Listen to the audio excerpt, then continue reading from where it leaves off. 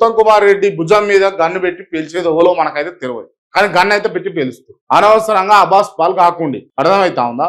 Knowledge లేని వాళ్ళను, అవగాహన లేని వాళ్ళను డమ్మీలను చేసి పడేస్తుంటారు రేవంత్ రెడ్డి. సీరియస్ ఇది. ఖమ్మం మదిరాకు సంబంధించి ఉమ్మడి ఖమ్మం జిల్లాలో మొన్న ఎవరైతే ఈ భూదాన్ బాధితులు ఉన్నారో వాళ్ళ పేరుతోటి పొంగులేటి శ్రీనివాసరెడ్డికి బట్టీకి చెక్కు పడిందా లేదా?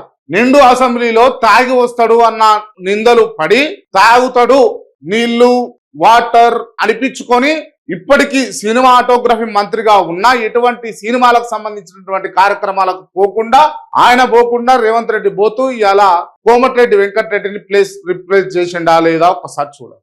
అందరివి హోంశాఖ ఆయన కిందనే, విద్యాశాఖ ఆయన కిందనే, పురపాలక ఆయన కిందనే, మేజర్ శాఖలన్నీ ఆయన కిందనే ఉన్నాయి. రాష్ట్రం మొత్తం రేవంత్ రెడ్డి చేతిలో గుప్పిట్లో ఉన్నది కాదంటారా? అనవసరంగా మీరు బయటకు వచ్చి ప్రెస్ మీట్లు పెట్టి నోరు వారేసుకొని కాకండి, దయచేసి చెప్తున్నా. ఎందుకు అనంటే ఆయన వేరు అంతే. ఇక రేవంత్ రెడ్డి ఆలోచన వేరు, రేవంత్ రెడ్డి కథ వేరు, రేవంత్ రెడ్డి ముచ్చట వేరు.